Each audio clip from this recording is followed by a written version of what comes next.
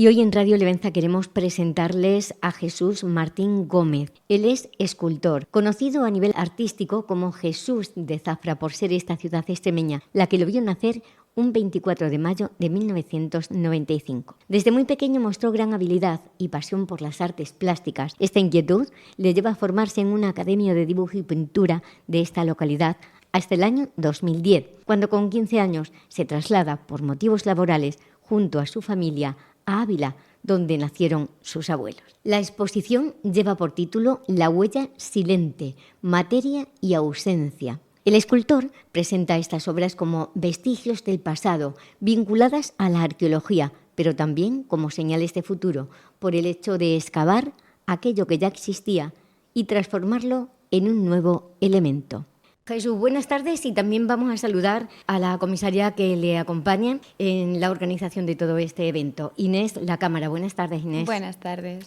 Presentamos también que les acompañan a ellos, pues a Miguel Ángel Vallecillo Teodoro, que les conocen yo creo que de toda la vida, de esta y de la otra. Miguel Ángel Vallecillo, buenas tardes. Uy, de la otra, qué macho. Y de la buenas otra, tardes. y de la otra. Y también Tere Plaza, documentalista de nuestro museo. Tere, buenas tardes. Hola, buenas tardes, Juan. Ellos nos van a hablar de estas dos exposiciones que vamos a tener la suerte y la oportunidad de verlas a partir del próximo viernes, Miguel Ángel, que se va a inaugurar, ¿cierto? Inauguramos la de Jesús, la nuestra no la inauguramos, es imposible, Conchi, pero sí que es cierto que bueno, que subiremos un pequeño vídeo. ¿Y la vuestra cuándo se inaugura?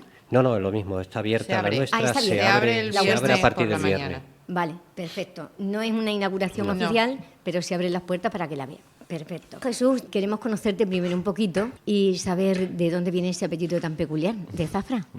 Bueno, no es un apellido realmente, es un seudónimo, y yo un poco a la manera del Renacimiento pues cogí esa tradición que era apellidar en forma de seudónimo con la proveniencia del artista, ¿no? Entonces yo decidí apellidarme de Zafra en el mundo del arte.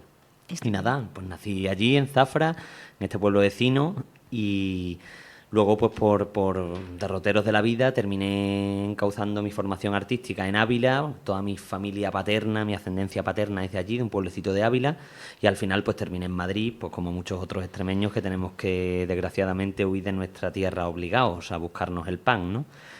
Sin embargo, pues bueno, yo entiendo que Extremadura para mí me ha acompañado siempre, y lo que pueda darle o devolverle, mejor dicho, pues se lo quiero devolver, y una forma pues también es hacer ese esfuerzo y colaborar con las instituciones que están abiertas extremeñas a traer la escultura y el arte de gente que desgraciadamente tenemos que residir fuera de la comunidad, ¿no?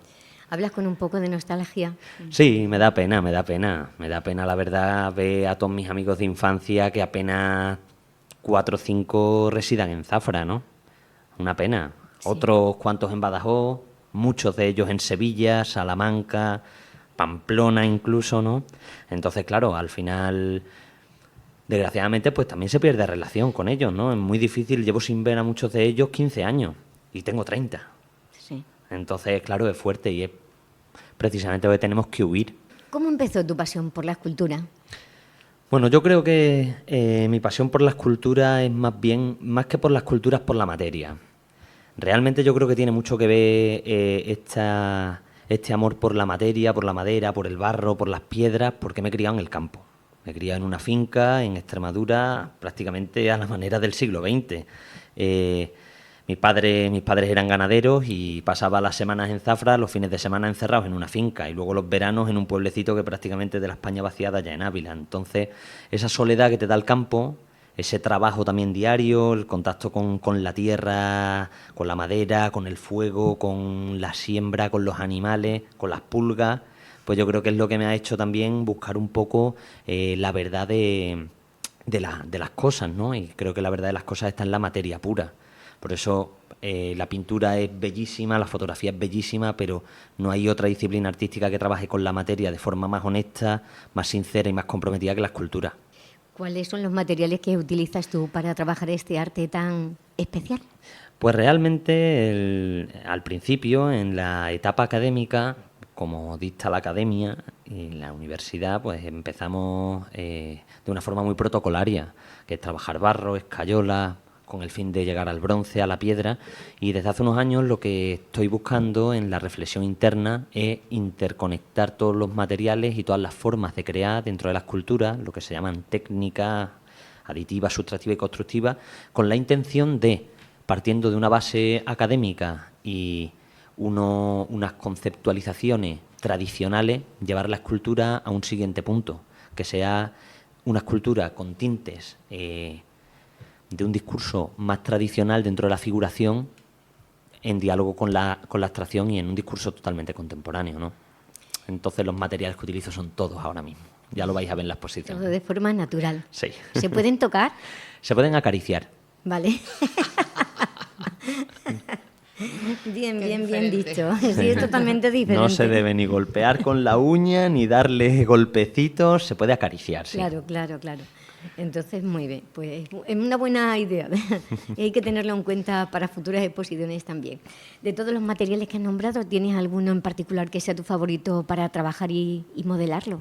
Hombre, yo creo que como víctima de la historia, pues siempre estamos condicionados a que la piedra y el bronce sean los materiales predilectos, ¿no? Por eso vais a ver en la exposición que hay esculturas que combinan piedra-bronce, también bronce con el propio hierro, hay esculturas de bronce, pero la verdad que para mí son muy importantes los materiales que se denominan de tránsito, que es la escayola, por ejemplo. La escayola no se considera dentro de la escultura un material definitivo, sino un material estable que te permite llegar a otros materiales a posteriori. Sin embargo, para mí la escayola, el cemento, las resinas acrílicas, esmonite, me parecen materiales muy bellos que también tienen una identidad muy propia y también los utilizo. Entonces, en la exposición, ya os digo que vais a ver un poco de todo. Inés decidió traer esculturas en muchos materiales, también para que cuando las acariciéis veáis los tactos diferentes, el frío del metal, la calidez de la escayola y sintáis toda esa experiencia también sensorial de la escultura. Es interesante, es decir, que vamos a poder movilizar un poco gran parte de nuestros sentidos. Yo espero que sí, yo espero que se activen, además de lo que habla la exposición, que ahora lo desarrollaremos seguramente. Creo que a nivel táctil va a ser interesante que la gente se anime a notar las partes más agresivas y las partes más agradables de las esculturas. Además de estos materiales también, ¿qué formas de esculturas podemos ver? ¿Cómo podemos conocer cuál es la forma o qué es lo que has querido mostrarnos con tu trabajo? Vale, pues sí, esto es una cosa fundamental, yo creo, para entender la exposición, ¿no? La exposición se titula La huella silente, materia y ausencia, y proviene de un proyecto que a nivel abstracto y a nivel genérico nosotros denominamos fósiles. Lo denominamos fósiles porque parte de lo que fue el cuerpo humano, que yo venía trabajando estos años atrás de forma bella, de forma completa, por así decirlo. Y lo que llevo haciendo estos últimos meses, este último año ya, es fragmentar ese cuerpo y devolverlo dentro de la materia, ¿no? Imaginemos como si fuese un fósil. Encontramos una caracola dentro de una piedra. Esa caracola existió en una forma de vida, sin embargo quedó fosilizada dentro de una piedra, y cuando rompemos esa piedra encontramos parte de esa caracola dentro de la propia materia natural, ¿no? Entonces la combinación de lo geométrico y lo abstracto, lo orgánico, lo brutal, lo refinado, es lo que configura toda esta exposición. El cuerpo humano luchando contra la materia, buscando salir, buscando emerger de la materia, siendo la materia una parte que construye el propio cuerpo humano. ¿Hay alguna pieza de la exposición que tenga un significado muy especial para ti? Hombre, yo creo que todas son especiales porque es un proyecto muy joven, ya os digo, son apenas un año de desarrollo. Ahora ya siento que estamos estableciendo bastante las bases, está enraizando el proyecto y vamos tomando decisiones más concretas. Pero en el montaje de la exposición yo creo que lo hemos hecho de forma bastante evidente, que cuando veáis la exposición vais a ver que tienen lugares privilegiados ciertas piezas que son importantes, ¿no? Hay una escultura que se llama Samos, que es de las más importantes, y luego tenemos Éfeso, Megara, tenemos Olimpia y por supuesto también tenemos Estagira, que yo creo que son de las piezas que tienen un mayor sacrificio en el desarrollo. ¿Cuánto tiempo puede tardar en realizar una de estas piezas? Bueno, a veces mucho, a veces poco. Es verdad que me lo tomo como un juego, ¿eh? La magia de este cambio de paradigma de la figuración tradicional, de buscar los grises, buscar un desarrollo de la superficie similar al del cuerpo, a partir de ese desarrollo y jugar con la materia, la combinación, es lo que me está permitiendo también liberarme y salir un poco del sacrificio de la escultura, de las horas de taller, a convertir esto en un juego. Entonces hay veces que el juego es muy divertido y sale muy rápido, y a veces pues te equivocas muchas veces y las esculturas pues se niegan un poco a mostrarse, ¿no? También ellas toman decisiones sobre mí muchas veces. Entonces es un poco incalculable. ¿Recibe alguna ayuda por parte de la administración, de alguna institución? Porque imaginamos que estos materiales también económicamente es difícil conseguirlos. No, para nada. No lo hemos intentado nunca tampoco. Es verdad que no hemos solicitado subvenciones, sino yo también creo que el proyecto tiene que nacer de mí y un poco con la autofinanciación. Es verdad que si en el futuro tenemos ayuda de alguna institución, seguramente lo enfoquemos hacia proyectos expositivos, no hacia proyectos de producción. Si bien es cierto, imaginemos que un municipio o una ciudad quiere una escultura de mayor formato y la quiere financiar, pues al fin y al cabo se la va a quedar el municipio, ¿no? Uh-huh. Creo que son propuestas que debemos valorar a un corto plazo, pero de momento nos autofinanciamos con la propia venta de las esculturas y con otros proyectos que desarrollamos a nivel escultórico. ¿En qué otros lugares ha mostrado esta exposición? Bueno, hemos expuesto en... Esta exposición es la primera vez que se expone completa. ¿La estrenamos nosotros? Sí. Bien. El proyecto lo estrenáis vosotros, lo estrena el Museo Etnográfico aquí en Olivenza. Pero las piezas por separado, pues algunas piezas ya han formado parte de alguna exposición colectiva, han participado en alguna feria, se han vendido. Claro, esto es, hay que producir y vender para volver a producir, ¿no?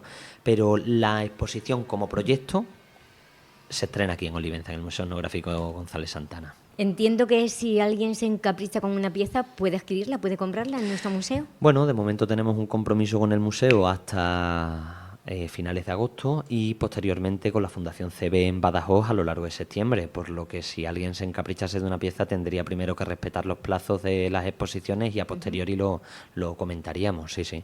Pero bueno, por lo menos hay esa posibilidad. Sí, hombre, claro, no vamos a negarle a nadie un capricho. Claro que no. Bueno, pues vamos también a preguntarle a la comisaria Inés, ¿cómo va el organigrama que lleva y la coordinación para poner y exponer una exposición de esta categoría? Bueno, por supuesto, el museo, que siempre ha estado ahí, tanto María Teresa como Miguel Ángel, eso por supuesto es el principal apoyo, siempre.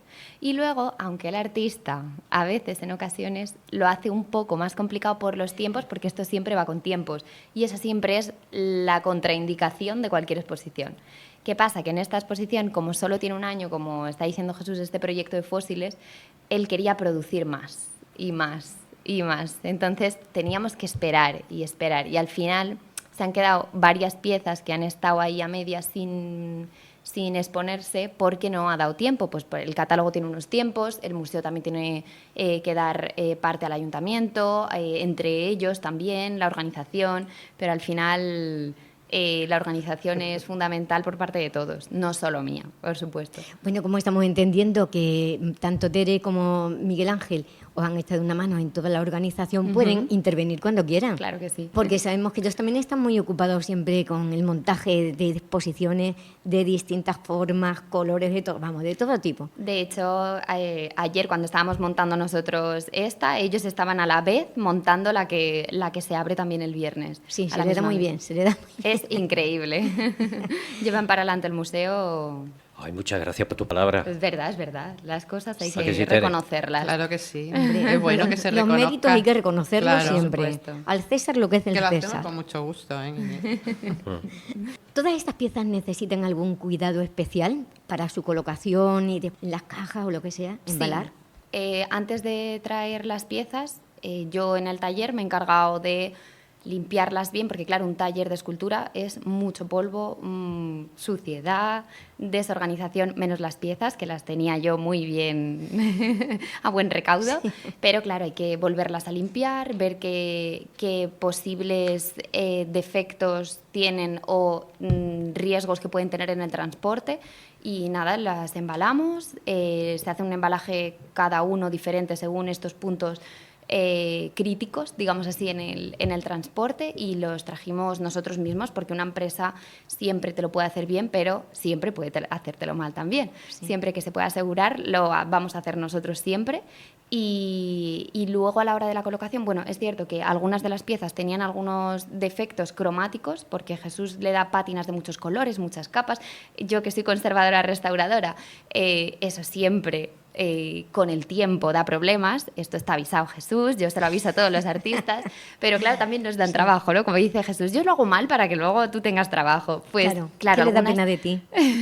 Algunas pátinas pues se habían saltado, entonces se veía el material, el original, sin pátina, sin color. Entonces eso decidí no intervenirlo en Madrid, sino aquí cuando llegaran intervenirlo. Ayer intervenimos unas cuantas y ahora, antes de venir aquí, estaba intentando terminar de intervenirlas. Normalmente no hace falta, pero depende mucho del artista, del método de trabajo, de qué materiales use, etcétera. Y luego de vuelta se hará lo mismo, un embalaje para que puedan llegar bien a Madrid. Sí. ¿Suele ser especial ese embalaje? Depende de la pieza. En este caso no, pero normalmente se pueden hacer cajas de conservación, que es lo idóneo, y luego esas cajas también son de almacenamiento. En este caso, como Jesús estaba haciéndolas, también muchas de las piezas, mientras estaba en Madrid, no las estábamos guardando en cajas, porque a Jesús también le gustaba ver cómo iba a ser como el acabado final, todas las piezas, los colores, que una dialogara con la otra, las formas. Entonces quería tenerlas presentes, pero una caja de conservación siempre sería lo idóneo. Casi siempre debes de tener algún seguro que cubra cualquier responsabilidad en el transporte, o incluso en el robo de alguna pieza. Nosotros tenemos un seguro de responsabilidad civil que cubre hay bastantes cláusulas respecto a eso, pero de transporte únicamente lo contratamos cuando lo hace un transportista especializado. Si no, al trasladarnos nosotros, pues nosotros corremos con el riesgo. Ah, vale, que habéis sido vosotros. Sí, lo hemos traído nosotros. Bien. Entonces, a ver, nosotros nos gusta hacerlo nosotros, pues porque ese cuidado de tener las piezas durante tanto tiempo, mimándolas, bueno, el propio creador, que es el que conduce, no va a coger la curva rápido, ¿sabes? Por la parte que le interesa. Por eso, en temas seguros de transporte, al trasladarlo nosotros en esta ocasión, que ya te digo, intentamos siempre hacerlo nosotros por cuidado y porque nos gusta también. Sí. Pues ¿falta mucho para tener terminada la exposición en el Museo Etnográfico? No, nosotros acabamos de terminar hoy. Ya está montada y invitamos a todo el mundo a que el viernes, por supuesto, a las 7 de la tarde venga a la inauguración y a ver la exposición también que se abre del museo.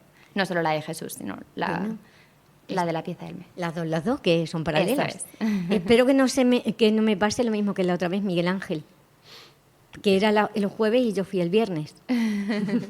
Anunciado está, Conchi, desde hace ya bastante tiempo. De verdad, pero es que se me metió en la cabeza que era el viernes. Pero ¿sabes por qué? Porque casi siempre se inauguran los viernes. Claro. Entonces, pues... Pero bueno, y también con respecto a la colocación de las piezas, Miguel, Tere, vosotros que tenéis experiencia en el montaje. En esta de Jesús, dice. Sí. La verdad es que nosotros no hemos hecho nada, lo hayan hecho ellos todos. Nosotros estábamos con la otra y la verdad que muchas veces sí que dejamos al artista, si él quiere, lo dejamos siempre que lo haga como él quiera. A veces nos piden ayuda, nos piden opinión o nos dejan, ellos se van, dejan aquí las piezas y lo hacemos nosotros, pero en este caso han sido ellos. Sí, bueno, un trabajo bien hecho, bien hecho con mimo y con cariño. Es que en algunas ocasiones a nosotros nos viene bien, ¿eh? Y ayer sí, claro. mucho más. Sí. No, y además es lo que ha dicho Inés y lo que ha dicho Jesús, ¿no? Son sus piezas. Claro. Y sus piezas les hablan y sus piezas necesitan un cuidado. Y sus piezas necesitan que las acaricien, la palabra. Sí. Yo escucho una cosa, Conchi, también importante. Hemos hecho un catálogo desde el museo, un catálogo en el que Inés ha trabajado un montón, ha intervenido también una serie de personas que tenemos aquí, y también Jesús, como no. Y me gustaría rescatar del catálogo una serie de palabras, ¿no? Aparte de lo que ha dicho Jesús, aparte de lo que ha dicho de la materia, ¿no? Me llamó mucho la atención esa viga de madera, esa viga madre.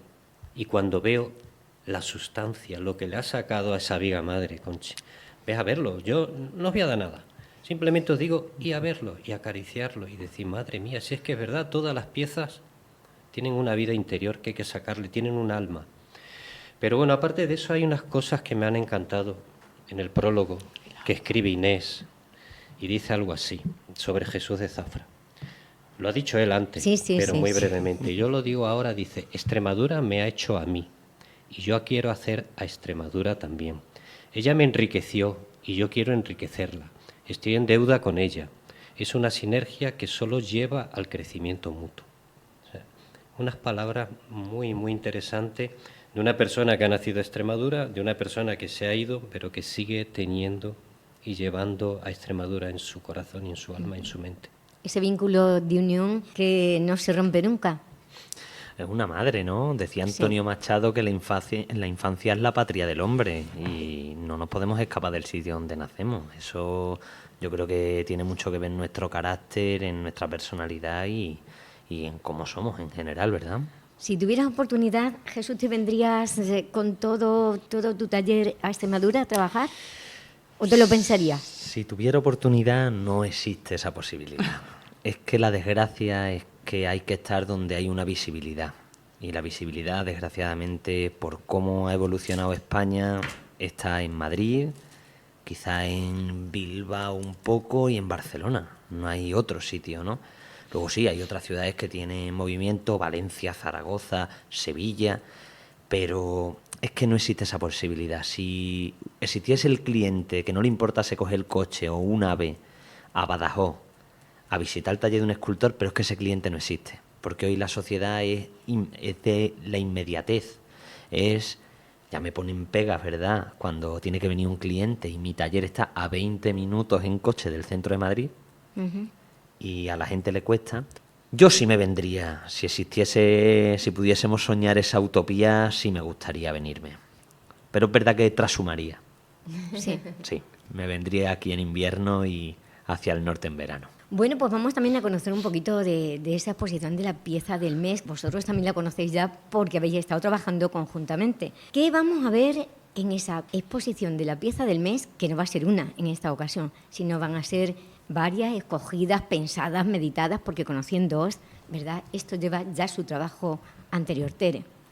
Bueno, pues esta es la segunda exposición que hacemos ya dedicada a la pieza del mes, porque como sabrás, hay 2 publicaciones. La primera es 10 años de la pieza del mes, 2004-2013. Segundo es este, que ya se publicó el libro el año pasado, que es 10 años de la pieza del mes, 2014-2023. Entonces, sobre ese libro se va a hacer la exposición. De 120 piezas anuales se ha hecho una selección de 44. La selección la que ¿Eso hemos... debe decir qué criterio veis? No, porque nos ha gustado y ya está. No, vale. Es que son 120, hay veces que no sabes cuál elegir. Y entonces eso es la pieza y lleva un cartón pluma con la misma información que llevó la pieza en su mes correspondiente y que está en el libro también. A ver, ¿tenéis alguna por ahí? Sí, tengo aquí unas cuantas. A mí me ha pasado. Yo no he estudiado como ella, pero sí que me ha pasado un montón de chuletas. Oye, que recuerdo yo leerlas en Onda Cero y en Radio Olivenza. Mira, cuando me mandabais... sí, es verdad. Sí, es verdad. Por Messenger. Mira, por ejemplo, la Mariquita Pérez, que yo siempre la menciono, que es la muñeca más famosa de los años 40. Era una muñeca que solamente tenía la gente adinerada porque era muy cara. Mientras que un pepón normal costaba 5 pesetas, esta muñeca costaba 100. Y el alquiler de un piso era de 250 pesetas. Imagínate lo que costaba la muñeca en relación con el alquiler. Entonces, esa muñeca era la más famosa de los años 40, de la posguerra, 40-50. Es la que nosotros exponemos. Bueno, la original fue una idea de Bernabé Molina, de O'Neill, en 1940. Y esta muñeca ha estado, digamos, en el mercado 35 años, hasta el año 75. Ahora mismo, actualmente, hay muñecas Mariquita Pérez, pero son réplicas, muy bonitas, pero son réplicas. El encanto de la antigüedad no lo tienen. De la artesanía. Claro, entonces, ¿qué pasaba con esta muñeca? Esta muñeca supuso todo un movimiento, porque le buscaron amigos, le buscaron familia, tenía cuentos en los que ella era la protagonista, programas de radio en los que se hablaba de Mariquita Pérez, tenía un guardarropa brutal, una cantidad de complementos, era como la Nancy de los años 60-70, pero en los años 40. Más normalita, vamos. Sí, entonces se fabricaba en cartón piedra y en las primeras que se hicieron tenían los ojos fijos, mientras que después las otras ya tenían los ojos durmientes y cuando tú la vuelcas, la acuestas, se dormían. La Mariquita Pérez va cambiando de etapas según la moda de niña, la moda infantil y según los materiales. Entonces, nosotros la que tenemos en el museo y que es la que exponemos pertenece a la tercera época, es decir, entre el 43 y el 53. Es de cartón piedra, tiene pelo natural y los ojos son durmientes. Lleva un vestido y los zapatos originales. Sí que es cierto que el primer vestido que se le hizo se llamaba Mi Delantal y era de rayas rojas y blancas. Y quedó como la imagen corporativa de la muñeca. Curioso es cómo surgió la muñeca esta. Y es que una señora de la alta aristocracia llamada Leonor Coelho de Portugal vivía en San Sebastián en la época de la Guerra Civil y un día estaba en la playa con su niña y la niña estaba jugando y entonces ella empezó a pensar que por qué no creaba una muñeca igual que o parecida a su hija y con las mismas ropas. Entonces buscó financiación, buscó ayuda y la creó. Y hasta hoy, porque fue un boom la muñeca. Esta que nosotros tenemos fue donada por una persona de aquí de Olivenza, fallecida hace poco, Rosa Píriz Ruiz. Sí. Y yo desde aquí hago un llamamiento, porque es la única que tenemos. Si alguien tiene una Mariquita Pérez y no sabe qué hacer con ella o no la quiere nadie, que no la dé. Pues, que no la done. Que no la done. Esa es la historia de Mariquita Pérez, una de las piezas de la exposición. ¿Quieres más? Qué bonita. Va a ser difícil que encuentres otra Mariquita Pérez, porque si el precio de la Mariquita Pérez es lo que me estás diciendo, pocas habría. Sí, pero hay. Sí, ¿tú crees? Yo creo que sí. Bueno, pues hagamos una expedición por ahí y vamos pidiendo una donación. Miguel Ángel, ¿tú has tenido algo que ver en buscar estas 40 y tantas piezas de 120? A ver, venga, sí. ¿Tú has buscado alguna de tus favoritas? Sí, a ver, Conchi, una de mis favoritas es el ídolo oculado que tenemos ahí. Pero luego, a ver, todos los años tenemos que dar parte a nuestras instituciones consorciadas de la pieza.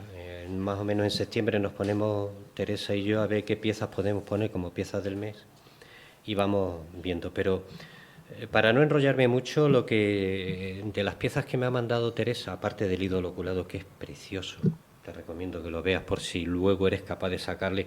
Ayer se fue a Villaviciosa, se fueron los dos a Villaviciosa. A las canteras. ¿Ves cómo salía el chisme? Y cogieron un montón de piedras. De las canteras, claro. Y verás cómo le va a sacar sustancia y el interior y el alma a todas esas piedras. Pues ese ídolo oculado igual. Tiene una... Es que es precioso. Pero no me voy a enrollar con el ídolo. O sea, que les trae a la madre naturaleza de las entrañas las piedras. Sí, totalmente. Está hecho en mármol, ahí lo veis, con sus ojos, sus cejas, sus dientes, su pelo por detrás.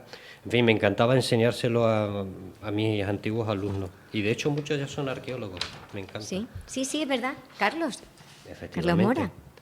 Pues, a ver, cosas interesantes. ¿Qué me llama la atención? Nosotros buscamos sobre todo piezas que, como bien ha dicho Jesús antes, sus obras intenten hacer reflexionar, pensar.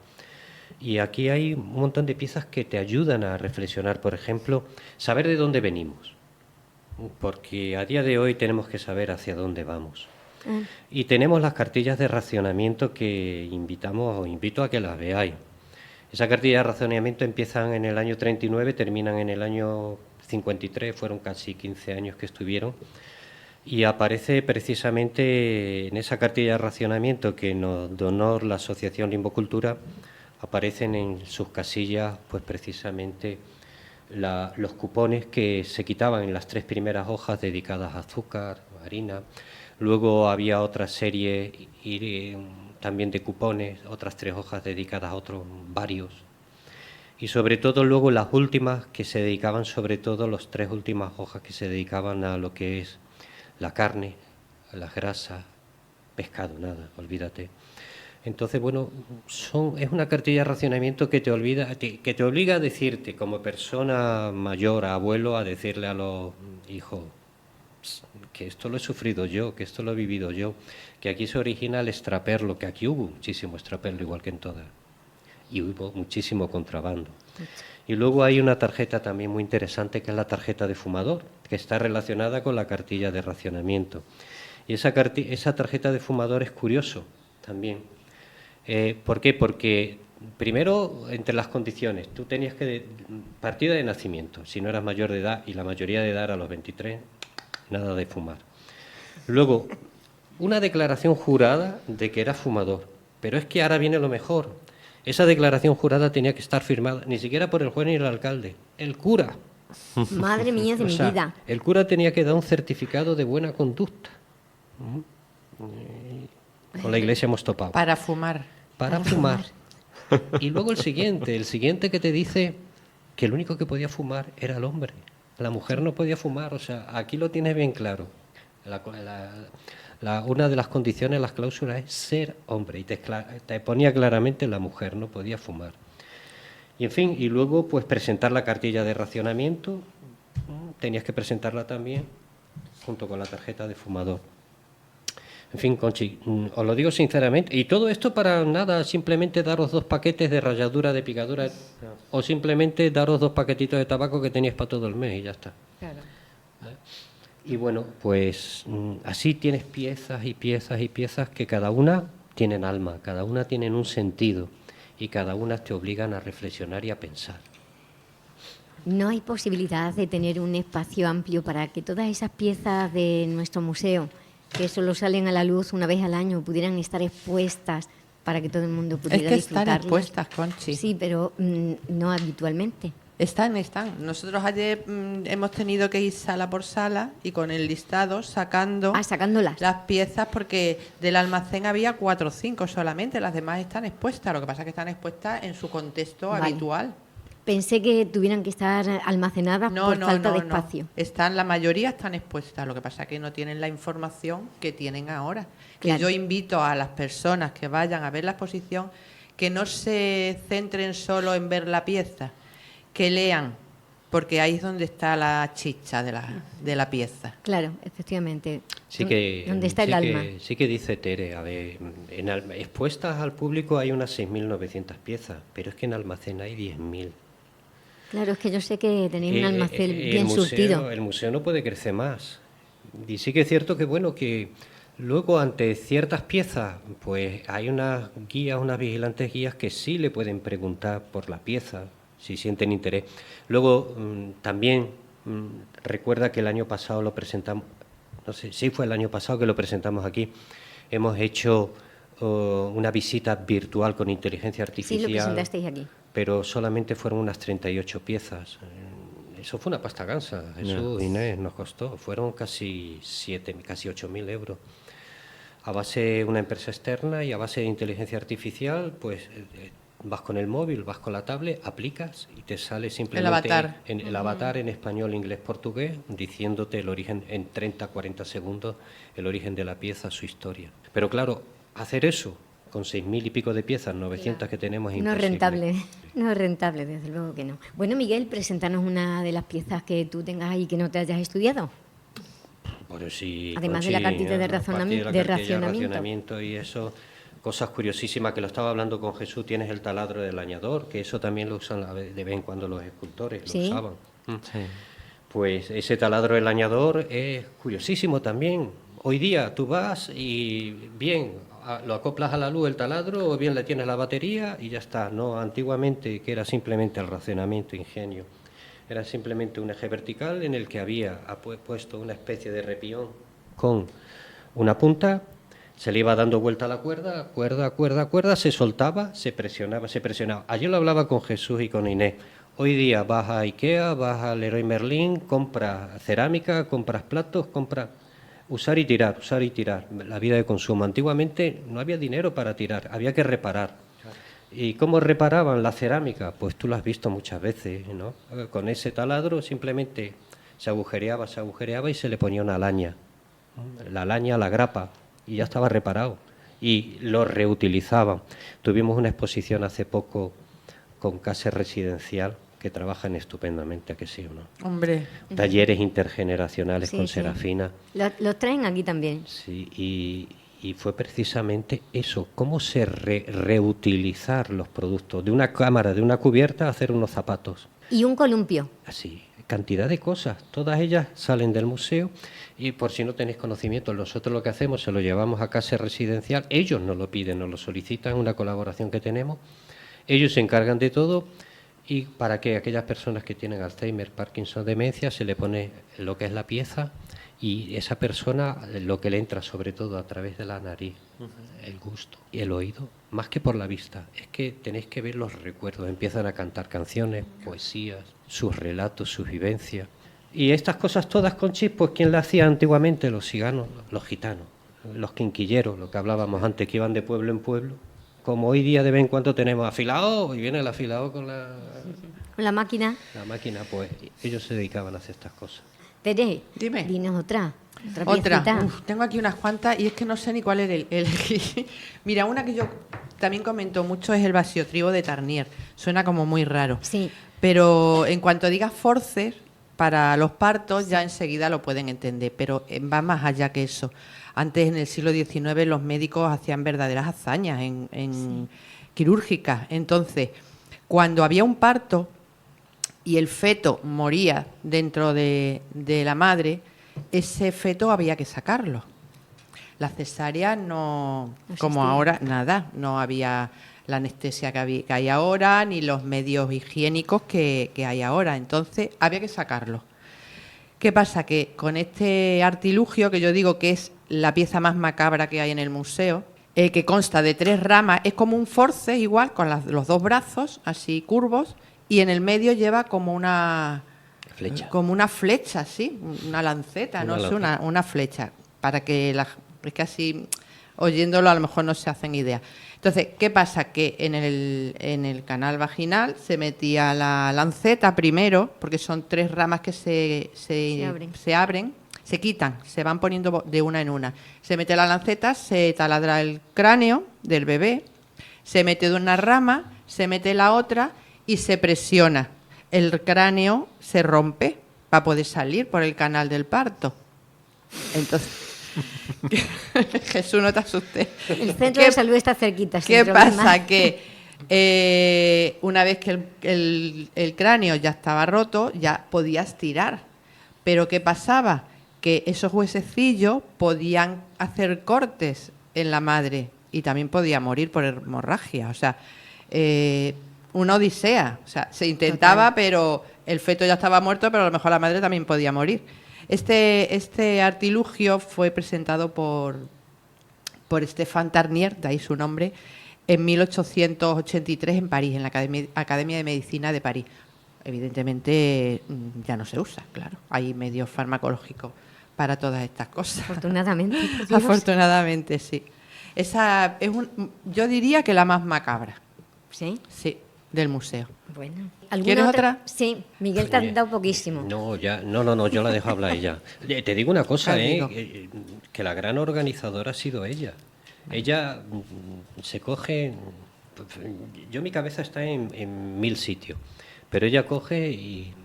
A ver, el problema que tiene el hombre es que solamente tiene capacidad para pensar una vez. Vosotros que tenéis la capacidad, las mujeres, de... abarcarlo todo. 3, 4 sitios. Y entonces, ¿qué ha hecho? Cuando se presenta hasta con un esquema de... Aquí va esto, aquí va esto, aquí va... Y si no fuera por ese esquema, allí estábamos locos. Yo ¿Sí? lo tengo que tener aquí en la cabeza. Como no lo tengo en la cabeza, mal. Sí. Sí, sí. Pues mira, te voy a contar sobre la fotografía post-mortem. Otra cosa así un poco sí, macabra. también. Parece que me La he gusta lo macabro. visualizado. A ver, mira, cuando se inventa la fotografía, se descubre, en el 1839, surge un fotógrafo muy peculiar, que es el fotógrafo que hace fotografía a la gente que ha muerto. ¿Por qué? ¿Por qué se hacen estas fotografías? Ahora tenemos móviles, tenemos fotos por un tubo, de todo. Y antes no. Antes, cuando moría una persona, ya en un momento ya de in extremis, ¿no? Se le hacía una foto para recordarla. O sea, bien niños, bien adultos, para tenerla en el álbum familiar, porque si no es como que esa persona no existe, no terminas olvidándola. Entonces se hacía esa foto. A los niños sobre todo se les ponía en un carrito. Esta foto que nosotros mostramos en la exposición es un carrito de bebé de mimbre. Entonces el niño está como dormido, está fallecido y se adorna con flores, se dulcifica, digamos, el momento, ¿no? Y cuando los adultos igual, se hace igual, se mete en el féretro, se ponen las velas, y se le hace una foto. Incluso se han llegado a hacer fotos de fallecidos sentados con un palo atrás o sujetado por algún familiar. O sea, si a alguien le interesa, que se metan en internet y busquen fotografías post-mortem porque son auténticas. ¿Qué pasa? Que antes estaban como más acostumbrados al tema de la muerte, porque había mucha mortandad.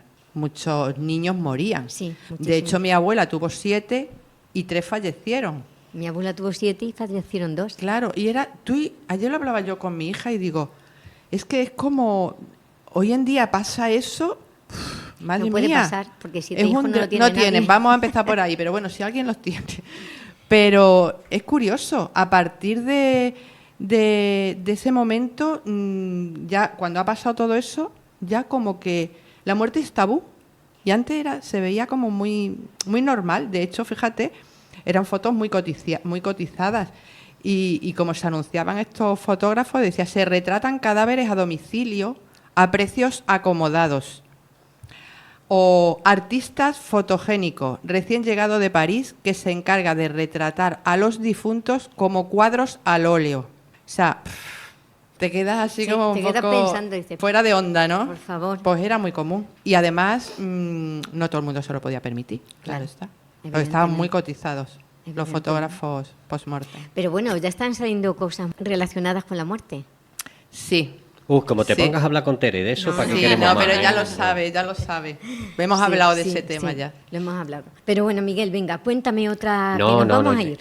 Conchi, que te ¿Otra lo digo pieza? sinceramente, que tenemos un montón de curro. Que tengo que estar con Jesús y con Inés. Venga, Tere, tú, Mira, lánzate. Es que tenemos que estar poniendo las luces. Por Dios. Una más. ¿Una más? Por Uy, Dios, espérate, a ver a cuál. quien se le cuente Es que en hay un cosas programa muy curiosas. de radio y que esté con esas prisas. Mira, el estetoscopio de Pinar es como una trompetilla, igual que una trompetilla, con la boca así abierta y tal. Y es que es muy curioso su origen. Mira, había un doctor Lenec, que tenía que auscultar a una persona con un pecho bastante generoso. ¿Cómo lo hacían? Apoyaban el oído y le daba como cosas y que no llegaba a escuchar Claro. bien el latido, ¿no? Entonces, ¿qué pensó? Enrollar un folio, una hoja de papel, la enrolló y la puso así en su oído y en la zona donde tenía que poner. Y sus palabras fueron que escuchó de la forma más clara y precisa que jamás lo había hecho. O sea, ahí nació el estetoscopio, ahí en 1816. Pero luego hubo un médico, que era Adolf Pinar, que estaba muy sensibilizado con el tema del embarazo en personas con bajos recursos económicos, muy pendiente de la mortandad en los fetos y muy sensibilizado con ese tema. Y lo que hizo fue arreglarlo. ¿Y qué hizo? Pues lo extendió, su boca la extendió para que estuviera en contacto con el vientre de la madre, y en la otra parte lleva como un círculo que se pone en el oído, y ahí Hasta que llegó la monitorización fetal en el 70, se estuvo utilizando este estetoscopio de Pinar, que tiene un origen muy curioso. Bueno, pues no podemos perdérnosla. Es más, tenemos que repasarla mientras esté abierta para Y hay que leer, recordar y buscar en nuestro pasado. Sí, una cosita, ya para terminar. La pieza del mes, que ha empezado ayer, hoy es día 2, ayer, es un puzzle de madera muy curioso que tiene unas niñas que son mellizas con unos trajes de lunares. Y entonces está basado en un cuento que escribió la escritora sueca Mag Lindman, y el cuento se llama Flicka, Rika y Dika y los nuevos vestidos de lunares. Y es muy curioso porque en ese cuento se habla de que estas niñas se ponen esos vestidos nuevos, se van al campo, encuentran a la tía Elma, que es una viejecita, le ayudan a cuidar las gallinas, darle de comer a las gallinas, darle bebé, y los vestidos se estropean. Pobres. Entonces, basado en ese cuento de esta escritora sueca, se hizo un puzzle. Y esa es la pieza del mes, que es muy bonita, muy vistosa. Que además el dibujo es precioso, ¿eh? Es precioso. Y los colores también. Bueno, pues yo quisiera que desde aquí invitarais a la ciudadanía de Olivenza a que visitase la exposición y a que fuese a la inauguración el viernes a las 7 de la tarde. ¿Correcto? Eso, efectivamente, sí. Jesús. Jesús invita. Sí, nada, pues oye, me encantaría que todo el pueblo del municipio de Olivenza pudiera venir, que pudiéramos compartir. Además, os tenemos reservada una pequeña sorpresa para la inauguración.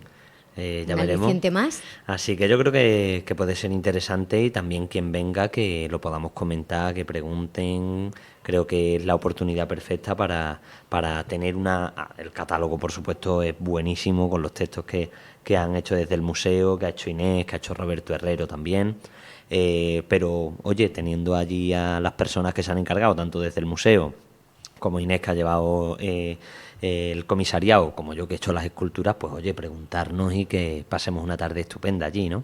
Fenomenal. Así que yo invito a todo el mundo y bueno, simplemente agradeceros a vosotros por este ratito fantástico, y sobre todo al museo, porque habéis sido estupendos y me he sentido súper bien, y la verdad que os lo quiero agradecer de corazón. Muchas gracias. No, gracias a ti. Bueno, gracias a ti. Miguel, también quiero que tú invites a la gente a que vaya a ver la exposición de la pieza del mes. No, yo digo que primero vayan a ver la de Jesús, porque merece la pena. Luego, tiempo tienen de la nuestra. ¿Por qué? ¿Pero se pueden ver las dos? No, porque nosotros vamos a estar allí y la nuestra va a estar allí, pero es que, a ver, el viernes a 19 horas, como bien ha dicho Jesús, está él, está Inés, y se le pueden hacer un montón de preguntas y van a hacer una visita guiada auténtica. Y luego la exposición nuestra, única, claro que es única, pero tienen el mes de julio, agosto y septiembre para hacernos todas las preguntas. Hasta septiembre, finales. Bien. Puede ir varias veces, sí. Cansa leer todo y tal, un poquito, otro día otro poquito. Y además, luego tienen el libro de la pieza del mes, que es ahí está una todo. Pasada. Además que viene gente de fuera, gente de Olivenza, que suele aprovechar el mes de agosto principalmente para venir aquí, y seguro que les encantará verlo y leerlo. Sí, claro. Inés, muchísimas gracias. Gracias a vosotros. Dime alguna excelencia de Jesús, de la obra de Jesús, para motivar a la gente. Bueno, yo creo que es la perfecta combinación de lo que se ha hecho toda la vida en escultura con algo totalmente nuevo. Muchísimas gracias a todos, Tere, Inés, Jesús, Miguel Ángel. Gracias por estar aquí y por darnos esa conversación tan maravillosa, que la verdad hemos duplicado el tiempo que teníamos previsto estar con vosotros. Gracias a ti, Conchi. Muchas gracias. Muchos éxitos, Jesús. Muchas gracias. Inés, y hasta otro día. Hasta otro día.